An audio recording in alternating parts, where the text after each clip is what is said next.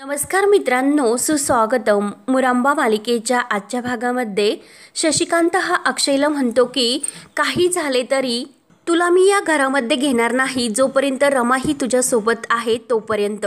तेव्हा अक्षय सुद्धा शशिकांतला म्हणतो की ज्या घरामध्ये रमाला मान नाही त्या घराची मी पायरी सुद्धा चढणार नाही.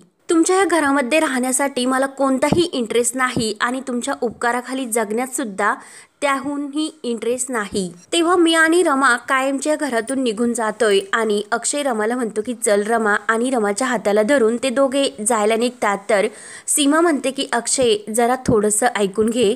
तेव्हा अक्षय म्हणतो की आई, माझी तर अशी इच्छा आहे की तू सुद्धा आमच्या सोबत चल. तेवढ्यात पार्वती आजी येते. पार्वती आजी म्हणते की थांब अक्षय.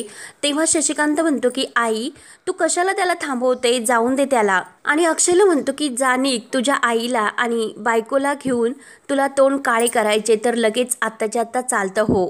अक्षय म्हणतो की जाणारच आहे, थांबणार नाही. तेव्हा शशिकांत म्हणतो की खायला काय घालणार, तुझे सुविचार. अक्षय म्हणतो की मी बघेन काय करायचे ते, आणि तुमच्या ह्या पिंजऱ्यात राहण्यापेक्षा त्या दोघी माझ्याबरोबर सुखामध्ये राहतील. आणि आईला म्हणतो की चल आई. तेव्हा पार्वती आजी लगेच शशिकांतला म्हणते की शशिकांत बाजूला हो, तुझ्यामुळे मला माझा नातू दिसत नाही.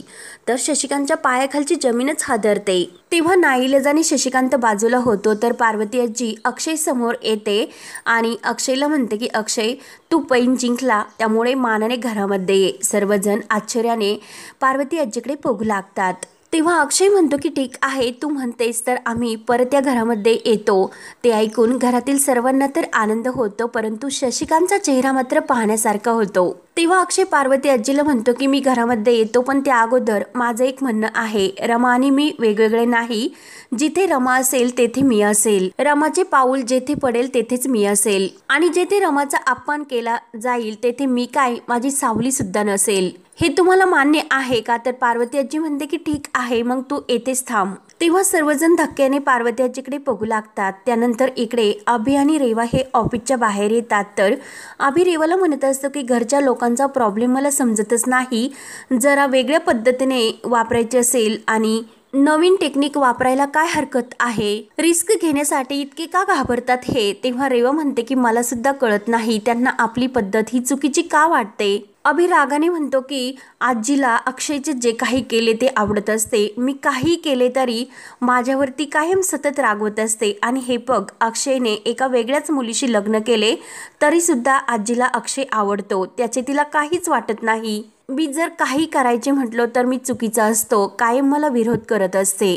आणि आता तर काय, माझी बायको सुद्धा मला विरोध करते. तेव्हा अभि थोडासा नाराज होतो. तेव्हा रेवा म्हणते की डोंट वरी. अरे, माझ्याकडून छोट्याशा चुका जरी झाल्या तरी या घरामध्ये मी कशी परकी राहते, मी मुकादम नाही, हेच कायम मी ऐकत आले. आणि अशी एक वेळ होती की या घरातील प्रत्येक व्यक्तीला वाटत होते की मी या घरची सून व्हावी. मला सांगितले गेले की तू या घरातली सून होणार, परंतु मी झाले का? नाही झाले ना. अजूनही मला तेच ऐकावे लागते की मी या घरामध्ये तशीच राहते, तरी सुद्धा मी सर्व सहन करते ना. तर अभि म्हणतो की हो रेवा, खरंच तू ब्रेव आहे. आणि जेव्हा घरासमोर येतात तर घरासमोर जे काही दिसते तर पार्वती आजी कलश ठेवून रमाचा गृहप्रवेश करत असते. तर अभि म्हणतो की हे नेमकं काय चालले. तेव्हा पार्वती आजी अक्षयला म्हणते की अक्षय, सांग तुझ्या बायकोला की हे माप ओलांडून आतमध्ये येते.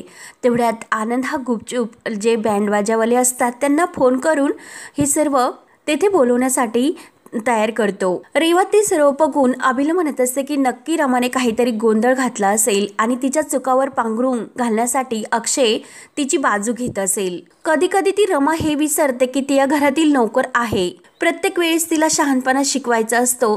कदाचित तोच तमाशा सुरू असेल. त्यावर पार्वती आजी अक्षय आणि रमाला म्हणते की तुम्ही दोघांनी आता कुठेही जायचे नाही, कारण हे घर तुमच्या दोघांचे आहे. ते ऐकून अक्षय आणि रमाला तर खूपच आनंद होतो आणि घरातील इतर सर्वांना सुद्धा. पार्वती आजी म्हणते की अक्षय, आपल्या बिझनेसमध्ये जो काही प्रॉफिट झाला त्यात तुझा सुद्धा वाटा आहे आणि तुझ्याबरोबर तुझ्या बायकोचा सुद्धा. रमा मला आवडत नसो किंवा असो तरी सुद्धा तुम्ही दोघांनी याच घरामध्ये राहायचे. शशिकांतने जी काही मूर्खासारखी 1 लाखाची अट घातली होती ती सुद्धा तुम्ही पूर्ण केली. त्यानंतर तुम्ही या घरामध्ये नोकर म्हणून राहून सर्वांची कामे सुद्धा केली, त्यामुळे आता बाद झाले, पुरे झाले आता हे सर्व. आणि सर्वांनी ऐकून घ्या की अक्षय आणि रमा या घरामध्ये पुन्हा पूर्वीसारखे येतील. या घरातील नोकर नाही, त्यामुळे कोणीही त्यांना नोकर समजून काम सांगण्याचा प्रयत्न करायचा नाही. या घरातील माणसांचा जितका या घरावर हक्क आहे तितका हक्क रमा आणि अक्षय यांचा सुद्धा आहे. तेव्हा प्रेमाने पार्वती आजी रमा आणि अक्षय या दोघांना आतमध्ये येण्यासाठी सांगते. तर शशिकांत रागाने विचारतो की आई, तू हे काय करतेस? तेव्हा पार्वती आजी म्हणते की शशिकांत, मला या घरामध्ये वाद नको आणि या घरामध्ये अजून माझ्या शब्दाला मान दिला जातो, बिझनेसमध्ये सुद्धा. तेव्हा पार्वती आजी पुन्हा प्रेमाने त्या दोघांना आतमध्ये येण्यासाठी सांगते. तर जान्हवी म्हणते की 1 मिनिट अक्षय आणि रमा. तर पुन्हा ते दोघे थांबतात आणि आनंदला म्हणते की बेबी, अरे बघ ना ते कुठपर्यंत आले, एकदा फोन करून बघ. तेव्हा आनंद म्हणतो की एरवी आपल्या घरामध्ये काही सेलिब्रेशनचा क्षण नसताना सुद्धा आपण तो आनंद साजरा करत असतो, परंतु आज इतका मोठा आनंदाचा क्षण आहे, मग ही मुवमेंट सेलिब्रेट करायला नको का? तेव्हा पार्वती आजी म्हणते की अरे मग तुझा विचार काय? तर रमाकांत काका म्हणतात की म्हणजे काय आई? अगं, या घरची सून माप ओलांडून घरामध्ये येणार, मग ढोल ताशे वाजवायला नको? पार्वती आजी म्हणते की मग आता सीमाला तुम्ही ताट वाट्या वाजवायला लावणार का? आणि ती हसते. तर आनंद म्हणतो की नाही आजी, आम्ही ढोल ताशे मागवले सुद्धा आहे. तर सीमा विचारते की इतक्या लवकर आणि केव्हा मागवलेत? अगं आई, असे काय करते, आपण गणपतीमध्ये जे नाही का ढोल ताशावाले बोलवत असतो, आपले शेजारचा तो सचिन, आणि ते ते आलेत सुद्धा. तर वाजत गाजत ते ढोल ताशावाले येतात. तर अभि आणि रेवा हे सर्व बघून रेवा ही अभिला म्हणते की अरे अभि, ते नेमकं काय सुरू आहे? अभि म्हणतो की चल आपण तिकडे जाऊन बघूयात. ताशांना वाजवत येताना पाहून घरातील सर्वांना तर आनंद होतो, परंतु शशिकांतला खूप राग येत असतो. पार्वती आजी सुद्धा ते बघून खूप खुश होऊन हसत असते. तर अभि रेवा समोर येतात. तर रेवा म्हणते की अभि, हे सर्व काय लग्न असल्यासारखे नाचतात? तेव्हा सर्वजण खूप छान डान्स करत असतात, अक्षय सुद्धा, आनंद, रमाकांत काका. तेव्हा पार्वती आजी म्हणते की अरे जरा शांत करा, आणि हे सर्व कशासाठी चाललात ते तुम्ही विसरलात का? चला आता आपल्याला रमाचे स्वागत करायचे. रमा आणि अक्षयला पार्वती आजी दरवाजामध्ये बोलावते. तेव्हा सीमा खूप छान प्रकारे रमा आणि अक्षय या दोघांचे बरोबरच औषण करते. तर रमा आणि अक्षय पाय ठेवण्यासाठी लागतात. तर आरती म्हणते की अगं रमा थांब, उखाणा तरी घे. तर पार्वती आजीला खूप छान हसू येते आणि अक्षयला सुद्धा. तेव्हा रमा सुद्धा खूप खुश होऊन उखाणा घेते की प्रेमाचा मुरंबा मुरेल तितका लागतो चवदार, अक्षय रावांचं नाव घेते तेच माझ्या जन्माचे जोडीदार. तर तो उखाणा ऐकून सर्वजण इतके खुश होतात. तर आनंद चक्क शिट्ट्याच वाजवतो आणि अक्षय रमाकडे बघू लागतो. तर रेवा आणि अभि मात्र हे अगदी नाराज झालेले असतात आणि एकमेकांच्या हातामध्ये हात देत रमा आणि अक्षय घरामध्ये रमा माप ओलांडून प्रवेश करते आणि खूप खुश होतात. सर्वजण आतमध्ये येतात. तर रेवा ही इतका तिचा जळफळाट होतो, जो तांब्या रमाने ओलांडलेला असतो तो रागाने ती फेकून देण्यासाठी लागते, परंतु पुन्हा आतमध्ये निघून जाते. आणि अभि सुद्धा. तर शशिकांत इतका रागवलेला असतो की मनात म्हणतो की आई, तू माझ्या विरुद्ध गेलीस, आता तू बघतच राहा की नेमकं काय होते ते. म्हणून शशिकांत खूप असा भडकलेला असतो. तेव्हा शशिकांत पार्वती आजीकडे येतो आणि पार्वती आजीला म्हणतो की आई, तू माझी शत्रू का बनतेस? तर पार्वती आजी म्हणते की शशिकांत, तू विसरतोस, कारण तू तुझ्या मुलाला ओळखत नाही, मी तर माझ्या नातवाला ओळखते. तू अक्षयला जितका त्रास देशील तितकं रमा आणि अक्षयचं नातं हे घट्ट होत जाईल, उलट तू स्वतःच्या विचारांचा शत्रू बनतोस. तर शशिकांत म्हणतो की आई, तू त्या रमाला, जिने मला पोलिसांमध्ये दिले होते, त्या रमाला तू घरात घेतलेस का? तर पार्वती आजी म्हणते की नाही शशिकांत, रमाला जर मी घरामध्ये घेतले नसते तर अक्षय केव्हाही घरामध्ये आला नसता. तेव्हा शशिकांत म्हणतो की आई, तुझा नक्की विचार काय, मी त्यांची पूजा करायचे का? तर पार्वती आजी म्हणते सध्या तरी वागावे लागेल. तेव्हा इकडे रेवा इतकी भडकलेली असते की इकडे तिकडे ती वस्तू फेकून देऊन खूप रिॲक्ट होत असते. तर अभि तिला समजावण्याचा प्रयत्न करत असतो. रेवा खूप भयंकर वेड्यासारखी वागत असते. तर रेवा म्हणते की आई आजी असे का वागले असतील? तो की आई आजी अशी का वागली तेच मला कळत नाही. अक्षय घरी आला म्हणजे सर्वांच्या फ्रीडमवर आता गदा येणार, माझ्या तर आहेच, आणि तो मध्ये लुडबुड करत राहणार. तेव्हा रेवा म्हणते की अरे अभि, तुला काही फरक पडणार नाही, परंतु माझे काय, मला या घरातून ते नक्की बाहेर काढतील. आणि रेवा खूप रडत असते. तर अभि म्हणतो की असे काही होणार नाही, काका आपल्या बाजूने आहे. तर रेवा म्हणते की हो, ते आपल्याला नक्की मदत करतील ना. रेवा म्हणते की आई आजीत किती बदल झाला, त्या चक्क अक्षय आणि रमाला सपोर्ट करतात.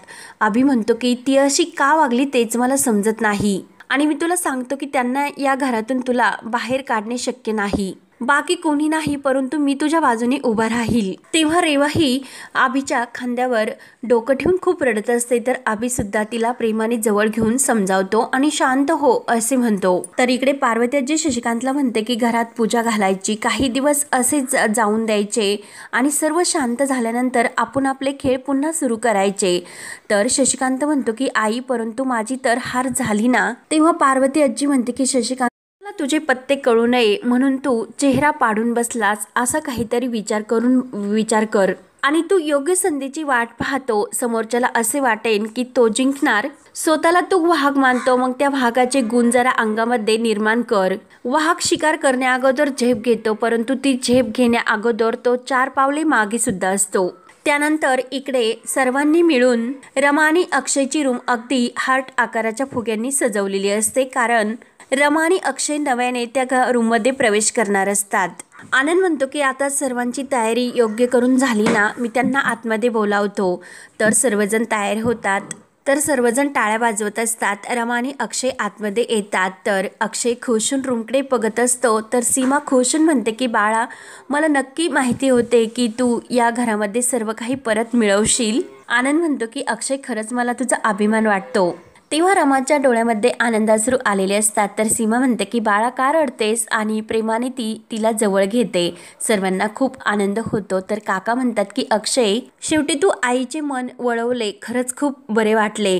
तेव्हा अक्षय म्हणतो की हे मला एकट्याला जमले नसते, रमा माझ्या सोबत होती म्हणून मी हे करू शकलो. सर्व रमामुळे शक्य झाले. तर काका म्हणतात की अक्षय, तो अगदी खरे बोलतो, कारण संसारामध्ये नवरा बायकोची एकमेकांना साथ जर मिळाली तर सर्व अडचणीवर मात करता येते. अक्षय खुशून म्हणतो की रमासारखी जर बायको असली तर सर्व काही हे छानच होते आणि प्रेमाने तो रमाला जवळ घेतो. तर जान्हवी म्हणते की अरे, तुम्हाला वेळ मिळणारच, परंतु आम्हाला तर अगोदर जाऊन द्या तर खरी. तर रमा खुश होते आणि सर्वजण पुन्हा खुशून हसतात. तर हा भाग येथे संपतो. पुढील भागामध्ये अक्षय रमाला म्हणतो की घरामध्ये पूजा आहे, त्यामुळे तुझ्या गळ्यामध्ये मंगळसूत्र तर असायला हवे. तू मला आत्ताच्या आत्ता पत्ता दे, मी लगेच तिकडे जातो आणि मणिमंगळसूत्र घेऊन येतो. त्यावर पार्वती आजी रमाला म्हणत असते की आत्ता या घडीला तुझी परीक्षा सुरू होते, त्यामुळे पटकन तयार हो आणि बाहेर ये. तर रमाच्या डोळ्यामध्ये पाणी आलेले असते. तेव्हा अक्षय ते मणिमंगळसूत्र घेण्यासाठी त्या दुकानात आलेलं असतो. तेव्हा ते सोनार काका म्हणतात की हे तर मणिमंगळसूत्र एका मुलीने नेलेले आहे. तेव्हा अक्षय म्हणतो की काय. तर इकडे जान्हवी ही आनंदला म्हणत असते की अक्षय कसा म्हटला की रमाला दगदग होईल, तिला जरा आराम करून दे, म्हणजे नक्की रमा प्रेग्नेंट आहे. म्हणतो की आपण नक्की काय करायचे. तर जान्हवी म्हणते की आपण घरातील सर्वांना सांगून टाकूयात. तेव्हा आता पुढे काय काय होत राहणार हे पाहण्यासाठी चॅनलला नक्की सबस्क्राईब करत राहा. धन्यवाद.